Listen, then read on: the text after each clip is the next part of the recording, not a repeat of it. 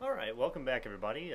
This is the Creation Liberty Hour, Creation Liberty Podcast, show number 34 for April 9th, 2012. My name is Chris Johnson. I'm the founder of Creation Liberty Evangelism, where our purpose is to win the lost to Christ, and we want to teach the truth of God's Word and science. And we hold to the position without apology that God's Word is literally true and scientifically accurate from cover to cover, and is historically accurate as well as scientifically. We believe in the literal account of Genesis, that the world was created roughly 6,000 years ago in 6 literal 24-hour days.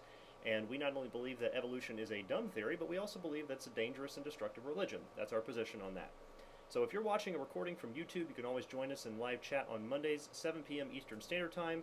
You just go to creationliberty.com and click on the link that says podcast. That'll take you right there. We've got an awful lot of people joining us today. And for those of you, we have a lot of guests who have not signed in. If you'd like to sign in, there's instructions on, if you look on the podcast page I just directed you to, that'll give you instructions on how to log in. Making an account on Ustream is nice, quick, and easy. So that'll give you instructions. Just scroll down the page and that'll show you. So tonight, I'm going to get right into the topic since we've only got an hour and they fly by pretty quick when we do this. So tonight, Atheist Guest Alex from Pennsylvania has kindly agreed to come on and discuss his views, his worldview with epistemology. And epistemology is the study of knowledge, or the theory of knowledge, and how we're able to know things. So, Alex, if you're there, welcome to the show. Glad to be here. All right. Well, thanks for joining us. I appreciate you taking the time. And do you want to just go ahead and take a minute, tell everybody a little bit about yourself and what your beliefs are? Sure. Well, I suppose the basic things are already there. Alex from Pennsylvania. I am an atheist. I do accept the theory of evolution, though I'm not all that well versed in biological science, so I'm not all that interested in debating it, nor cosmology, so really couldn't tell you too much about the Big Bang either. Though I am a student of philosophy here in Pennsylvania, I have gone to a couple of different colleges, one for my general studies and the other to specialize. I'm probably going to end up transferring another time before I end up getting what I hope to be my PhD, so that I can end up studying and teaching philosophy in college. My current epistemic grounds, you could call naturalism. Naturalism is notoriously difficult to pin down as any one particular definition, but suffice to say, I do believe that the natural world is all that's necessary to presume existence of, if we're going to talk about anything concerning existence or history or scientific facts or anything like that. Okay. I don't see a reason to presume to the truth of the Bible, God's existence, Christianity, any other particular religion either. Okay. All right. Well, so yeah, that's basically it. Okay. Well, I appreciate that, and I appreciate you being clear and concise on that, because sometimes that can be difficult to do, depending on your worldview. So, but now that we've established that, so we understand that you claim atheism. Is that correct? Just to clarify. Yeah. Okay. I just want to make sure. I told everybody it was an atheist guest, so I hope I had that right. Yeah. But as an atheist, I guess my first question would be, can you know things with certainty? Systemic certainty, sure. So you can know things with certainty. Okay. So is your brain then 100% reliable? Well, you didn't say 100%, you just said certainty. Well, no, I said, can you know things with certainty? I'm asking if your brain is 100% reliable for that. Because certainty, I mean, to be certain of something would have to be 100%. It can't have a question. No, you don't, actually. In philosophy, there's such a thing as systemic certainty or practical certainty. There's different levels of certainty in epistemology. You don't need 100% for all things. Well, perhaps we should grab a definition of certainty then, because... Well, you're not really going to find one on dictionary.com that's actually substantial, though I do recommend plato.stanford.net. Okay, so basically what you're saying, you're not going to find a definition you like, correct? Well, I mean, you'll find some pretty decent definitions at plato.stanford.edu. I'm saying the that you get a Stanford standard... Encyclopedia of Philosophy. You get a standard dictionary of what certainty is. Certainty means to be 100% certain. That's certainty. I mean, it can't have a question in it, otherwise it's not really certain. It's just a guess. Hold on, I got a commercial playing on the U.S. stream. Okay.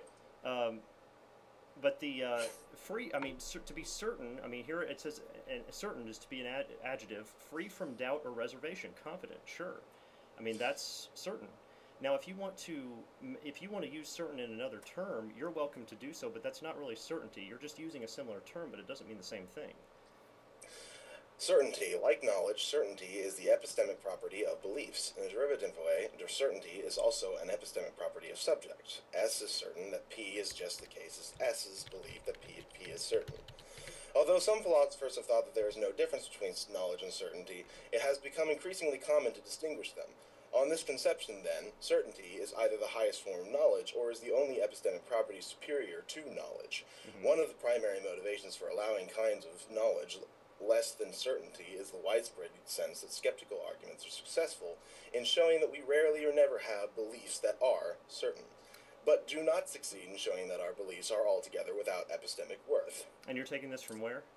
Again? I'm taking this from the Stanford Encyclopedia of Philosophy, which I consider to be a higher authority on what certainty is than a common dictionary. Well, I will immediately call their They higher... also have links to different philosophers. Unger of 1975, Lehrer of 1974, Williams of 1999, Feldman of 2003, and Fumerton of 1995. Okay, so you have to... Klein hold on, of 1981. Alex. They also Slow have down, links Alex. down on the bottom to Alex? all of their... to the bibliography involved. Okay, Alex, we need to slow down for a second, okay? Because first of all, when you said that the authority that you're arguing from, that's also a logical fallacy, appealing to authority. Well, but again, here's I'm not actually making a logical fallacy of an appeal to authority. I'm saying that it is a higher authority than a dictionary to me. If you don't want to accept the Stanford Encyclopedia of Philosophy, that's fine, an appeal to authority. But I don't see a reason to accept a common dictionary definition. Alex, over do you see what I this one. said? You said to you. So that means you're appealing to authority, an authority that is an authority to you. That's the point. That's an appeal to authority. But an appeal to authority is different from how you're saying it. Like, an appeal to authority is saying if authority says this, therefore it's true. I'm not saying certainty most certainly believe 100% is this, and you don't get to use a different definition. I'm saying this is the definition that I work by. So you don't really believe that you can know it because the Stanford Encyclopedia of Philosophy is better for me. So, well, I mean, we'll get into that in a minute. I guess we'll come back to another question I want to ask you. But going off of what the definition you just gave us, that was not a definition of certainty. I've questioned that entire book because at the very beginning, they said it wasn't certainty. They said certainty is belief. Well, belief is not certainty. Belief is just something that you want to believe. You see my point? So you can believe to be certain. So the philosophers that you're yielding to on this one don't actually believe in certainty. They can't know things for certain. It's only what they believe. No, you had. Well, yes, again, they said it at the. Go back and listen to the definition that you just read. Anybody can go back and watch the video and listen to it. Yeah, I'll read it again. Certainty is an epistemic property of beliefs. So it's not excluding certainty from beliefs. It's saying that certainty yes, it is. Belief. Absolutely. Listen to the sentence. The basis of that is belief. That's the foundation that the whole thing's coming to according to their definition. And that's not what certainty is. Certainty is a property that is belief. And I'll tell you that the philosophers that you're listening to must go off of belief. They can't go off of certainty. They know they can't know things for certain. And that's why that's actually really, really deceptive for them to do that, and then to reel people in to think that they're supposed to believe that these people have knowledge for certain. Well, I'd also like to point out that these philosophers are not all atheist philosophers. In fact, I don't think any of these guys are. Well, that's fantastic, but it still doesn't define the point. You see, so because I'm asking as an atheist, I'm asking you as an atheist, can you know things with certainty? In philosophy, it doesn't really matter if the philosopher is an atheist or a theist. Cogent argument is cogent argument. Yeah, but tonight's discussion, we brought you on here as an atheist to talk about the atheist worldview. Is that correct? Yes, but I can agree with a theist as to what certainty means, especially if they're a philosopher and that they demonstrate that they know what they're talking about. Okay, so and that's fine. But as an atheist, I'm asking how you can know things for certain, and that's what you're telling me is that you really can't. You're just going off your belief. Is that what you're telling me? No. Okay, well then how can you... You're equivocating your belief of certainty with my belief of certainty, and it's not helping, because when I tell you that certainty is an epistemic property of beliefs in a derivative way, you're saying, well, they're just excluding certainty and saying it's just belief, And I'm saying no, it's both. No, I think what you're doing is you're using the same term, but we're talking about two different things. You're saying that it can't really be certain, but it's also kind of based on belief. Yes, you're using your term of certainty, and I'm using Exactly. my term of certainty. I'm using the term of certainty that the average person is going to use. Describe my term of certainty, and that's not helping. Well, I'm going to use the average person when they say they know something. Just like the last guest we had in here to talk about this. I said I know I have a clock up here. I can verify that. That's something that this is not in question because of the law. Laws of non-contradiction. It can't be here and someplace else at the same time. I know it's there, and I know it with 100% certainty. It's not. No, you don't. Oh yes, I do. Oh no. Absolutely. You see, Nope. you may not be able to know from your atheist. No, worldview. I'm telling you right now, you don't know. Okay, you can believe that, but you see, you don't I know. don't just believe that. You I know that for that's certain? Do you know that for certain? Standard. Alex, do you know that for certain that I don't know it? I know that systemically. So you don't know it for certain. You just believe it, right? I know it epistemically. See that epistemically is it's a theory of knowledge, but what you're saying is an epistemic belief. It's a belief. We're getting down to. I don't know why we're going around in circles in this. Why you can't see that? Because you're not understanding the definition I gave, and you're simply giving your own definition here. We're talking about two different things. And we should probably move on from this particular subject. We can't, because this is the basis of everything we're going to talk about. There are different kinds of certainty. There's psychological certainty, which is what the certainty that I believe that you claim to have, where a subject is certain that they are supremely convinced of the truth. And that's similar to incorrigibility. That is, that you can't be convinced that you're wrong. Mm-hmm. A second kind of certainty is epistemic certainty, is belief in this sense that the highest possible epistemic status has been reached.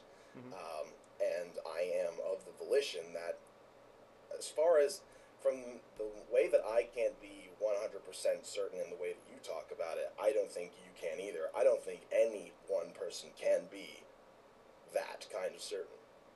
And in fact, the Christian philosophers like Alvin Plantinga would agree with me that there is I would tell you in philosophy there is literally no way to say 100% one thing or another. Now, from your perspective, like what you're saying here, because your perspective is there is no God, correct? There is none of that out there. So I'm saying that I have yet to see a reason to believe. So you're not saying you're really an atheist? You just believe you're an atheist, but you don't really know? No, I call myself an atheist, most certainly. Okay, so you know there's no God then? I have knowledge of some gods that most likely don't exist. Now, you say most likely. Can I ask you a question? Because when you say most likely, I guess you're saying you're playing the odds to say there is no God, right? Well, you're really. Playing in favor of the odds. Well, then how can you say it's most likely then? I don't understand the question. Well, okay, how can I say it's most likely? If you're saying, put a percentage on it. Is it 99% certain that there's no God? I can't put a percentage on it because a percentage would require statistical evaluation. Exactly. So how can you say it's most likely? This is a mathematical thing.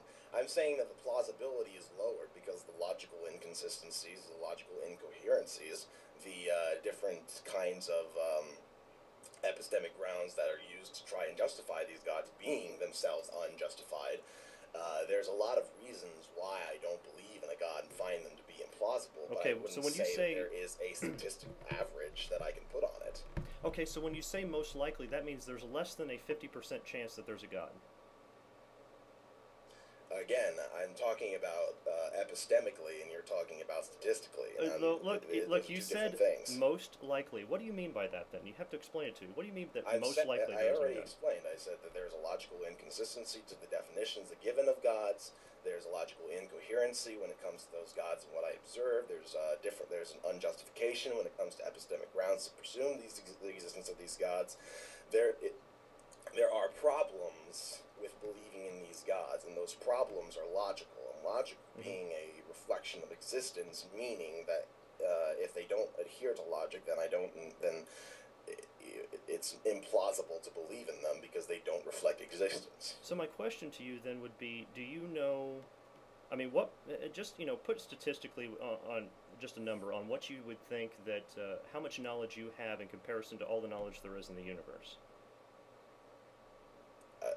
I don't understand the question. Well, what knowledge would we as mankind have in comparison to all the knowledge there is that would exist in the universe? Do you think we know 99% of everything that exists?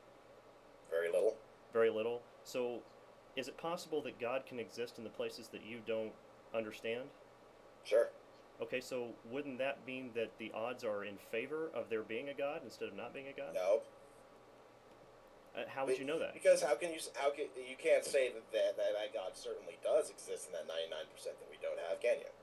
So if you say that it's more plausible for God to exist because of all that stuff that we don't know, then all you're simply saying is God does exist in that 99%. We just haven't figured it out yet. Well, and now that's not really all that logical. But what you have to admit, is that you're assuming. You're assuming there is no God. It's not really that you know it. I'm coming to a conclusion based on logic and reason. No, what you did is you said most likely, and I'm saying that you're not playing the odds. Most likely, given all the knowledge that we have. Okay, so now I'm asking, we're going to have back to certain, given the knowledge that you have, coming back to, where you say there's most likely there is no God. How can you know that?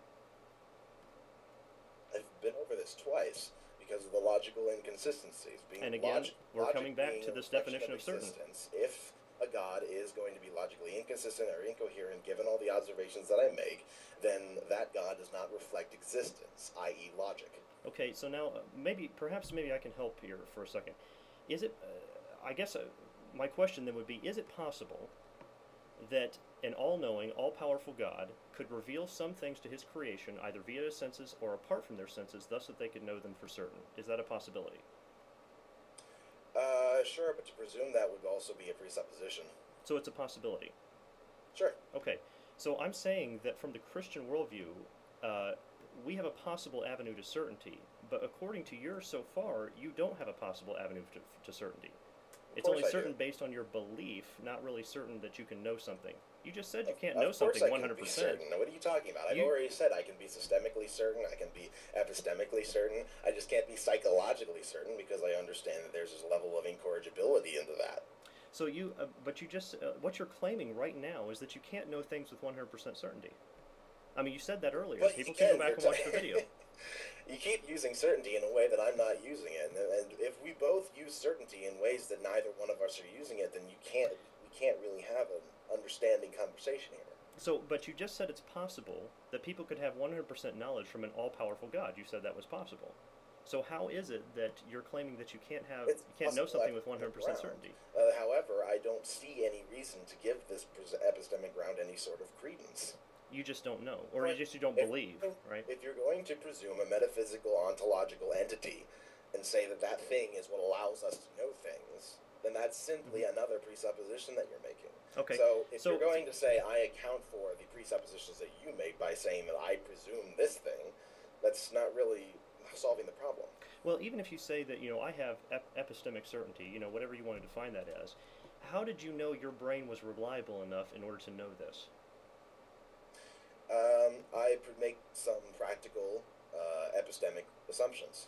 Assumptions. Okay, so you don't really know, you're just assuming it. Yes, is that what you're telling me? Okay, well then that kind of gets down to my point that you don't really know that you're an atheist. You're just assuming it. I'm an atheist, given the assumptions that I make on my base epistemic grounds. So I make very few assumptions. You're 100% certain you're an atheist. Are practical and justified. You're 100% certain you're an atheist then. You just said you know that. I'm epistemically certain I'm an atheist. Okay, so is your brain reliable enough? How is your brain reliable enough to make that assertion? It's not just my brain that I'm relying on to make that assertion. So is your brain 100% reliable? No. It's not. Okay, so are you relying on someone else's brain?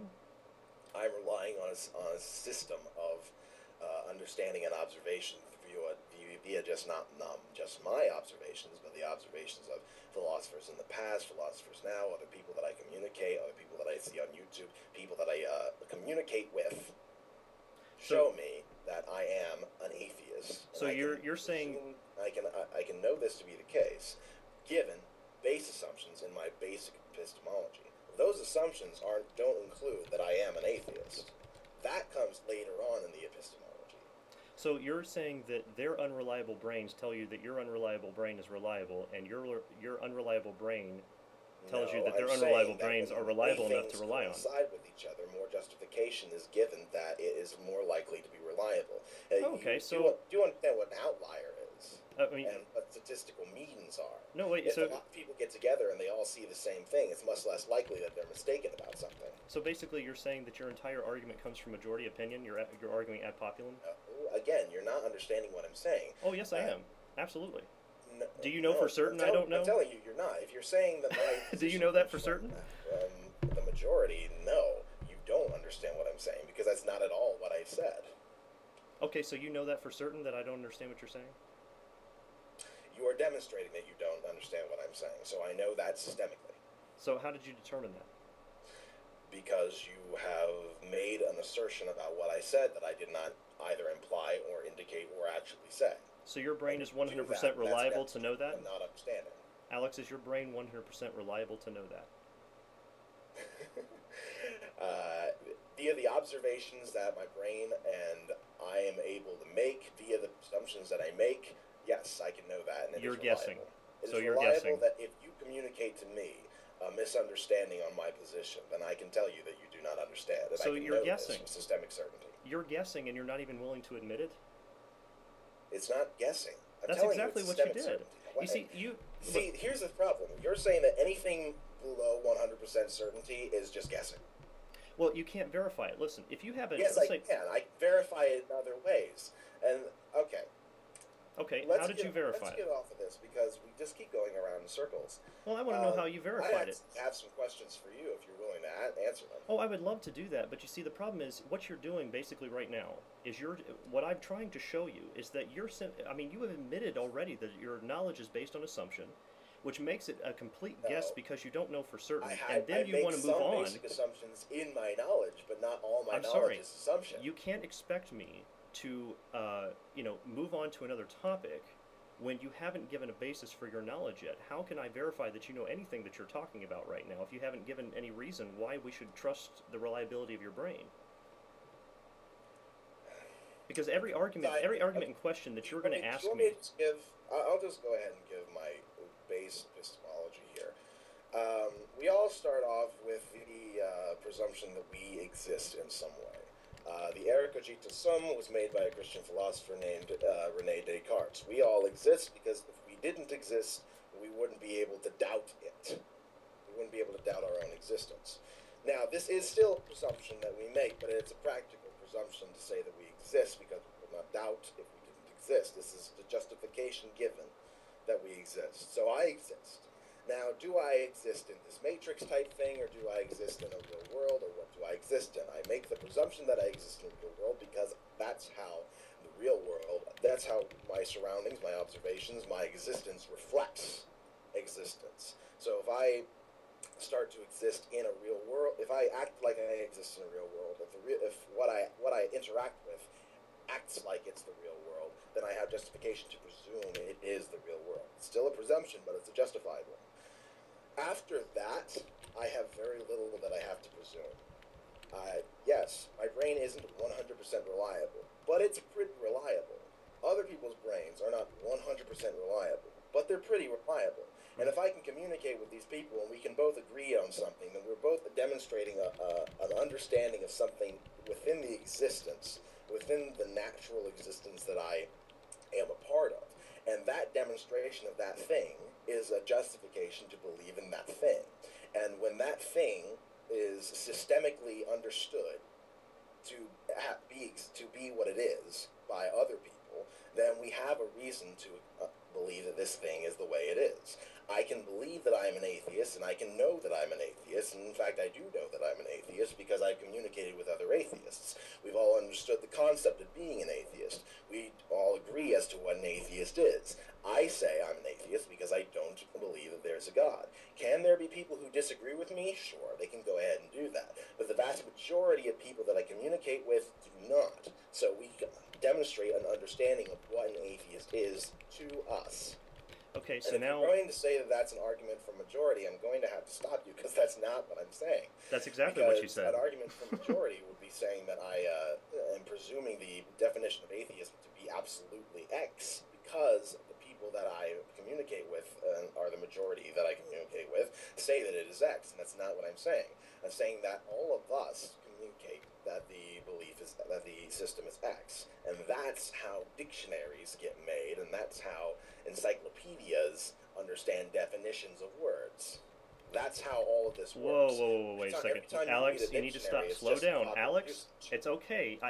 I'm welcome to let you talk, about things, but we're going to have to slow down here because this is getting way too convoluted. We need to go back and review what you've said so far and take it apart piece by piece, because this is something, there has been so many logical fallacies implemented here in your talk that we've got to slow down.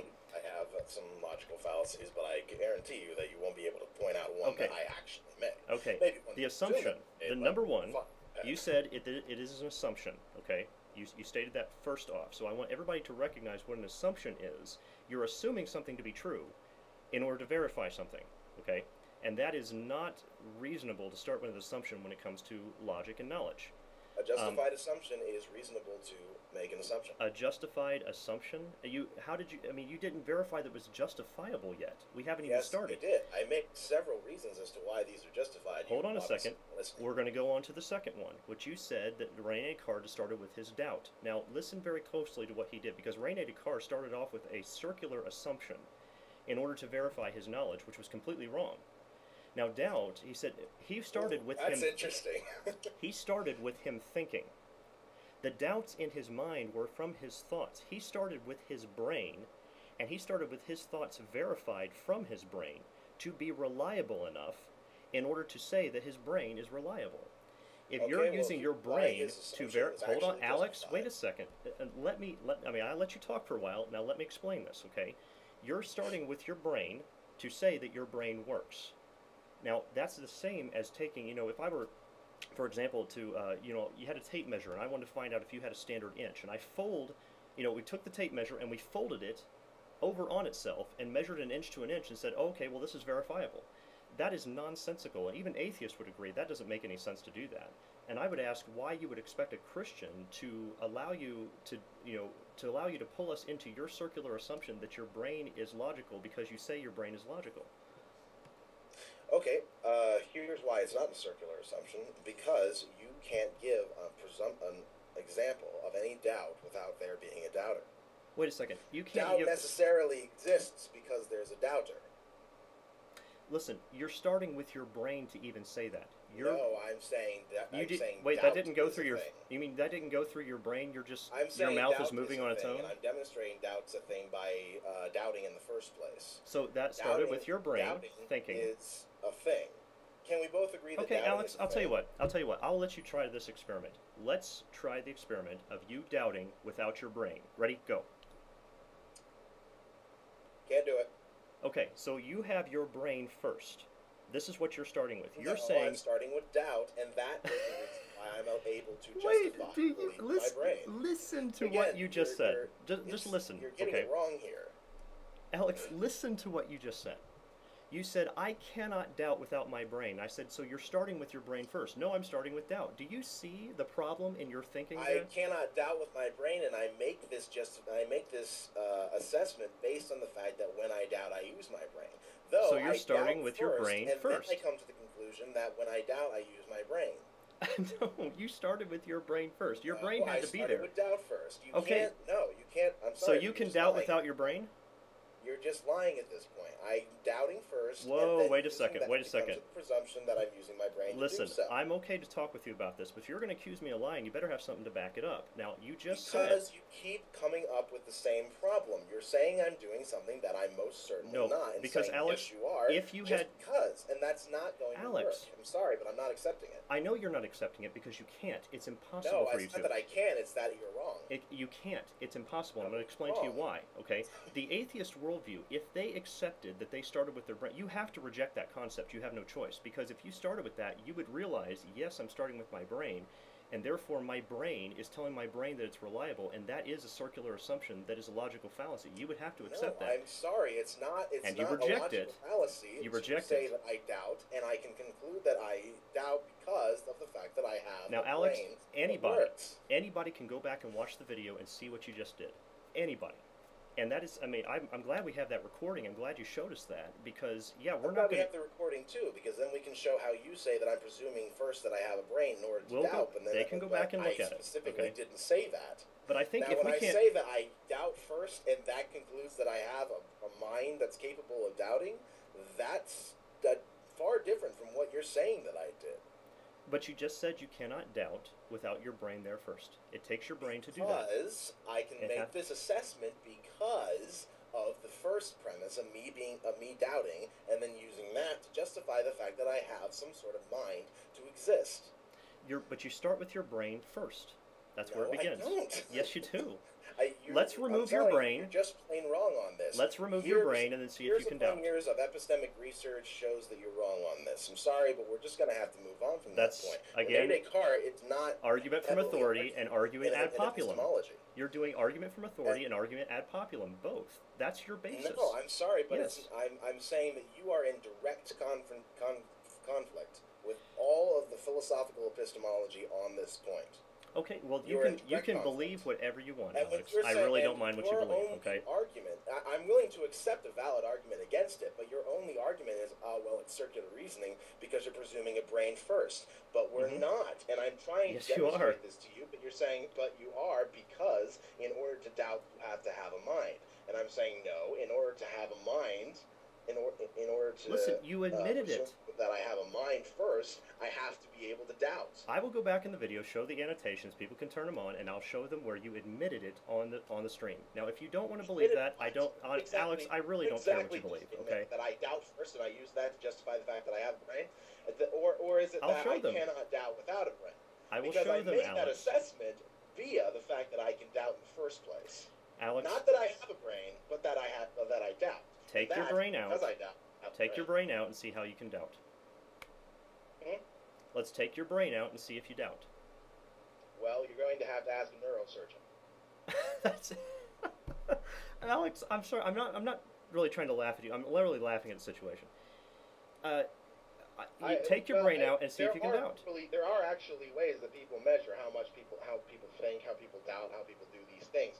But I am not specialized in that. You'd have to talk to someone who specializes in brain surgery or brain biology. Wait, you would have to talk to a brain biologist to know if you took your brain out you couldn't doubt anymore? It would take you requiring a brain expert? You need to talk to a biologist to be able to tell how much I doubt and how doubt is connected to my brain and how my brain works when I doubt. I mean, you said yourself that you can't... Finer details I'd have to go to a biologist for. You started out by saying that there was no... doubt. You started out by saying that if, I can't doubt without my brain, and now you've gone to a point where you're saying, well, I would need to talk to a brain expert to know whether I could doubt without my brain. No, I didn't say that at all, actually, and you can go ahead and stop telling me that I said things that I didn't. Well, we'll go back on the video and I'll show you, okay? Well, it's okay. You can go ahead and try, but because Alex, there's really nothing more. I need to go to a biologist to say whether or not I doubt. I mean, I think this is a point your to where... question was, can you take your brain out and see how you doubt? And I said, no, you'd have to go to a brain biologist to watch someone doubt and see how that works to affect the brain. Your question was, how can I take my brain out and see that it doubts? And that's not... The original question... You would have to go to a biologist. The original question was... You can take your brain out? Alex... You can go ahead and take your brain out right now if you try. Alex, the original question was verbatim. Now, you can go back and listen to this. I said, can you doubt without your brain?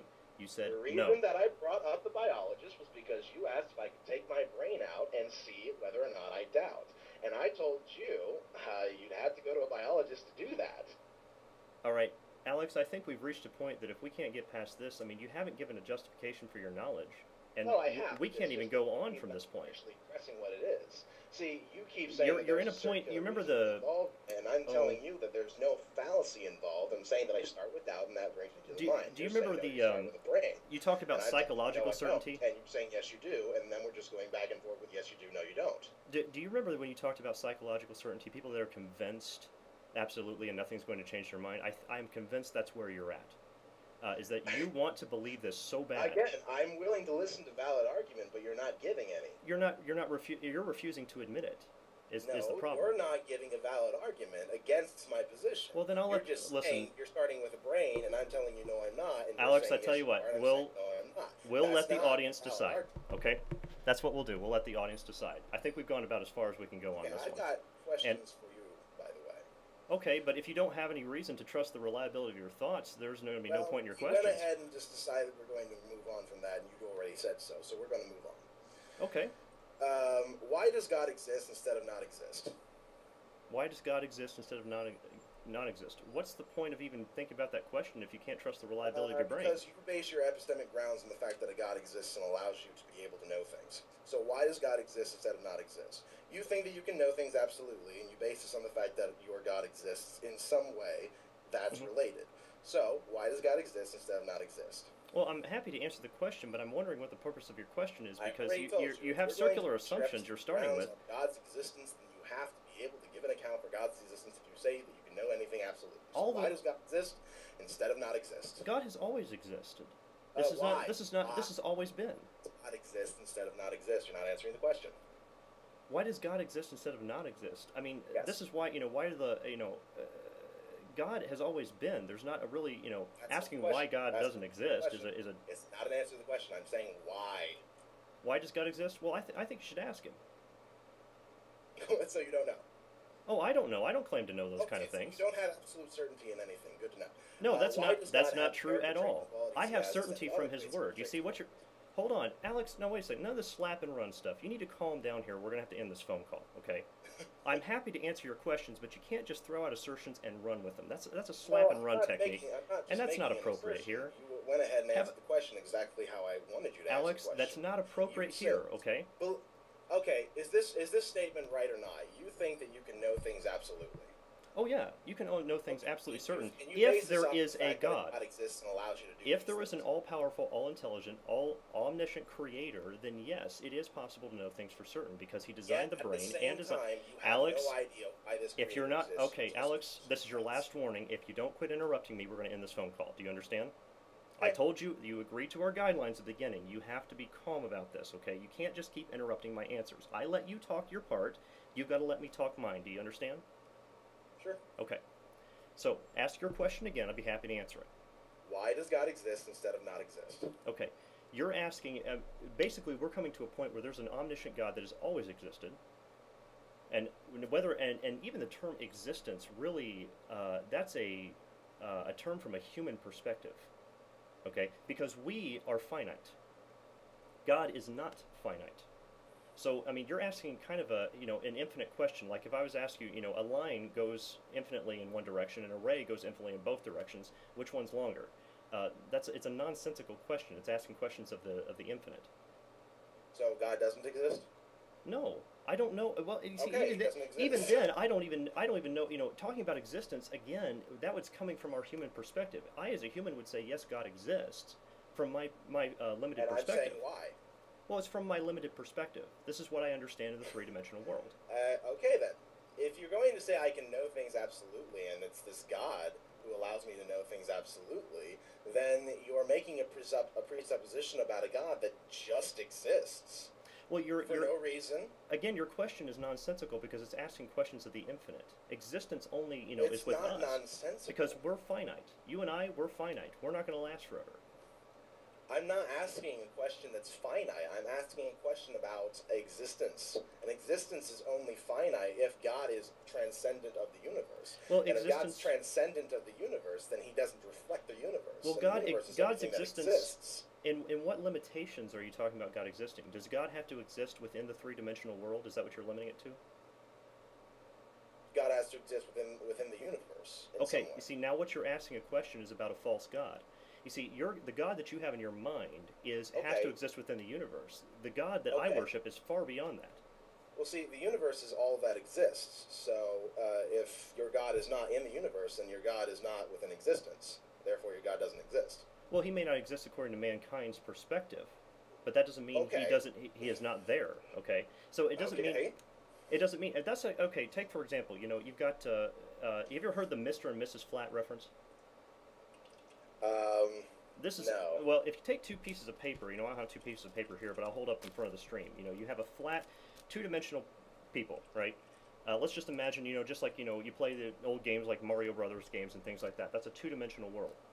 The two-dimensional world creatures can see and understand one dimension. They can perceive, the width of something, but they cannot perceive, like, height, depending on, or they perceive the height but not the width. It depends on which plane that they're laying on, whether it's flat or tall.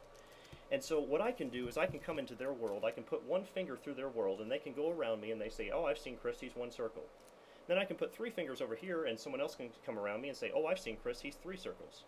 Now, both of them are probably going to fight and argue and, start the church of the 1 circle and the church of the 3 circles, but, and both of them are correct about me and incorrect about me at the same time. Because I exist in and outside of their world, I can go in and outside of their plane of existence, and they're even unaware of my presence, but yet I can put my hands over them and be closer to them than they can be to each other. So you're asking questions that's outside of our three-dimensional realm. Does God exist in the universe or not? He can if he wants to. He's not limited by it. Yes, I do exist in the universe, but at the same time I don't. So does God exist within your universe or not? He can come in and out of it. That's a different question, too. I mean, what you're asking here, you're asking... Well, it is a different question. But I'm asking, why does God now exist? You're limiting it. And you're saying, well, he doesn't exist. No. You're now limiting us to the universe. That's a very different question, okay? God can come in and out of this universe at his will. He's not bound by it like we are. That's the difference. This is all a presumption.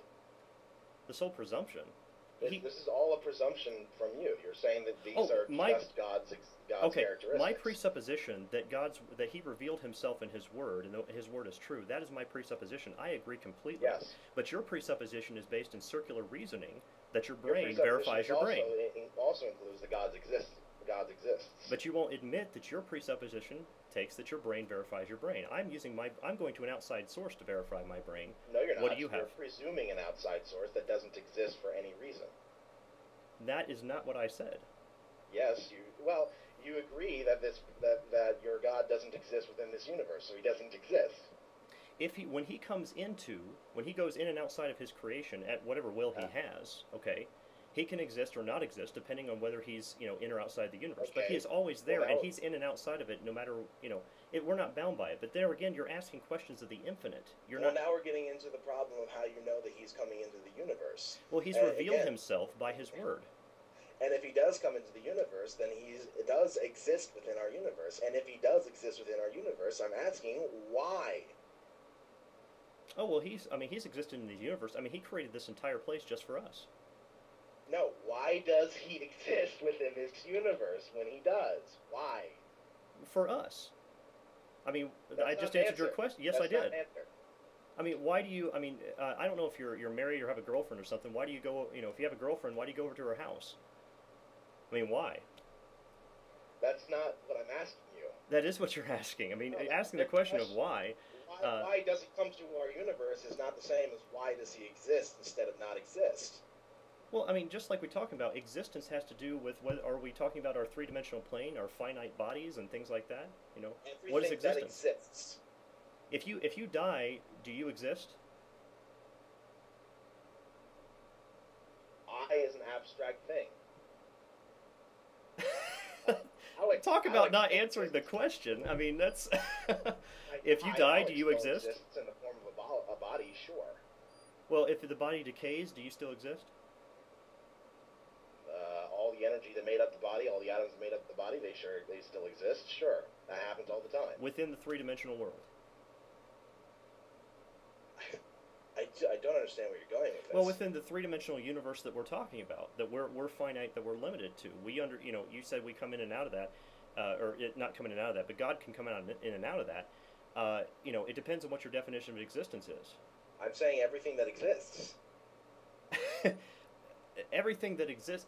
Do you believe that God exists or not? Okay. Because that's a very simple question. Listen and to the definition of existence. I can't answer that question because God doesn't exist within this existence, which doesn't make any logical sense. Oh yeah, it wouldn't, according to us. You see, now listen. Yes, in and outside of our existence. When I asked you what's your definition of existence, you said everything that exists. Do you realize you're using the word to define itself? Okay, I was actually defining universe. If you want to define existence, I would say anything that's demonstrable in any way. Anything that can be known. Okay, well then God can be known, so I guess, yeah, God exists. Okay, why? Does God exist instead of not exist? For us. That's not an answer. Yes, it is. No, it's not. For the same reason, you know. I'm saying, what is the purpose of God's existence? Well, I think you should ask God and find out. If you're not satisfied with my answer, you should go back and ask God and find out. Do you know what the purpose of God's existence is? Oh yeah, I mean, the purpose of God's existence is irrelevant to our perspective. No, I'm asking you, do you know? And my another question I guess I would ask you on top of that is, what would the why question have anything to do with whether or not God exists? Because if you cannot answer the why question, and I know you can't. If I love my wife, why I love my wife isn't it? If I love my wife, answer the question, then you are presuming the existence of a God that exists for no reason. No, it's not existing for no reason. I gave you a reason. Sorry, that's if just I love my necessarily true. Alex, if I love my wife, the why I love my wife is irrelevant to the fact that I love my wife. I'm not asking that. That is what you're asking. You're asking the why. I'm saying, why does God exist? Okay, well, okay, Alex, I don't know whether you have lost your mind or not, sir. I'm being You very just simple said, about I'm this. not asking why, and then you about it. asked why. Did you not see yourself do that? Why does God exist? You see that you think that's insane? You're saying you're not asking why? You just I didn't say I'm not asking why. You just I'm did. not asking the question, why does God love us, or why does God think that we're awesome, or anything like that. You're just not satisfied with that reason. Those silly things. You're not satisfied with the reason. Why does God exist instead of not exist? And this is a question that your theology does not equip you to answer. Oh, no, it does. It does, and I gave you an answer. You're just not satisfied with the answer. You said that God exists for us, and that's not an answer to what exactly I'm asking you. You're not satisfied with the answer, Alex. Someone could ask me the question, why does the universe exist instead of not exist? No, Alex, you're just not satisfied with the answer. Over and over, the Bible tells us that God came, that even Jesus Christ came into this world. That even Jesus Christ. What is the purpose of God's existence? Alex? That's the same question as why does God exist? Okay, folks, I'm sorry. I'm having to hang up with Alex. I'm sorry I had to do that, but I warned him too many times not to do that. Look, Alex, I'm going to explain to you the answer to this question, okay? Now, I hate to have to do that to you, and I really didn't want to have to, but you needed to calm down and understand that, you got to let somebody answer a question. You can't just keep over and over inserting whatever you want to say to have a discussion, okay? Now, if you're going to say why God exists, okay, Jesus Christ came in the flesh. He came into our human existence to die for us. He didn't die just because it was fun for him to do. He did it for us, and that's a reason of why God exists. I mean, God created this entire universe just for mankind. I mean, he didn't do it just because, oh, this is my pastime hobby. He did it for us. And as soon as mankind sinned and turned away from him, he started a program to buy back his creation. That obviously shows his love for us. That's the reason this entire universe is in existence, okay? And if you want to say, why is God in existence? Well, if God comes into our three-dimensional universe, yes, he exists according to our perspective. But if you don't, if you don't like that answer, look, I'm sorry, you don't like that answer. You can, deal with as much as you want to deny all that you want to deny. You want to deny that you're using circular reasoning. I mean, here we're going to go back, and I'm going to show in the annotations. Anybody wants to turn those on and watch. I'll show you where you're starting with your brain to doubt, and assuming your brain is reasonable enough to verify that you're doubting. I mean, that's circular assumptions that you're basing that on. And the problem is, if you accept that, you have to accept that you can know nothing for certain, and that becomes the problem. You see, if you accept you can know nothing for certain, you said you were going to go back and teach this, you're out of a job. And of course, there's a money factor that plays in here, because you're going to lose your salary if you can't know anything for certain. I mean, basically, the whole thing is flat, falls flat on its face. And so I still contend that the Bible, that God's revealed word to us, is still the only, not just the only way we have to verify knowledge, but at the same time, it's the best way there is to verify knowledge at all. Everything else comes from circular assumptions. So I'm happy to take some questions and things from the chat room. I don't know what we've got on here. I'm going to see if we can get... I'm going to try to address a few people if anybody's making some comments here. Somebody said, I'm amazed at how he won't let Chris speak or answer his question. He turns the question around and makes it say what he wants. And yeah, that's exactly my point. That was Jewel that made that comment. Rich from China. I appreciate him joining us tonight. It's 8 a.m. over there, and he joined us from 7 to 8 a.m. Got up just for this show. He said, "Wow, incredible! I wonder if he listens to himself, he so much doesn't want God to be able to intervene with this universe and he created and us. And Chris said he can believe whatever he wants to believe. Yeah, that's exactly my point. And he can believe whatever he wants. I don't care what he wants to believe. That's up to him. But the point is that you can't go around telling people that you have justified knowledge because you're lying to them to tell them that. And then he turns around and tells me that I'm lying about that. No. That's demonstratable. And look, if you want the truth, go back and watch the tape and verify it for yourself. You guys can decide for yourself. I'm not going to tell you guys, which one's correct or incorrect. All of you can get a hold of a Bible. You can read it. All of you can get a hold of this video. You can watch it and read the annotations on there. You can see exactly what was said and decide for yourself. Okay. So let's see here. There's a whole bunch of comments on here. We really don't have time to cover these because I'm actually running out of voice. My throat, even there, my throat is starting to go out on me. So I wish I could get to some of these. I'm sorry, folks, I don't have time to get to them, but I really appreciate everybody joining us tonight. Alex, again, I'm sorry I had to hang up on you, but that was part of the guidelines that you agreed to. Our guidelines are listed on our website if anybody wants to go take a look at those. You have to handle this in a reasonable manner. You have to allow for each side to talk their part and answer the questions. And if you can't do that, I'm sorry, we're going to have to disconnect the phone call. I warned him ahead of time, and I really didn't want to do that, and I apologize. But I want to let Alex know that if he wants to come back on and discuss some other issues, we can, though I don't know how we're going to accomplish that since the basis of his knowledge is from circular reasoning. I don't understand how we can get to that. But if he wants to come back on, like he said, he really not really well versed in evolution and things like that. If he ever wants to come on and discuss evolution, happy to talk about that. Just let me know. Anyway, guys, thanks for joining us. Our next show, I believe, is going to be next Monday night at, it's going to be on the 16th, 7 p.m. We're going to be discussing Easter, which was this past Sunday, and why this is not something that I think Christians should technically be celebrating since it's a pagan holiday, and we'll discuss more on that. So thanks for joining us, everybody, tonight. See you next time.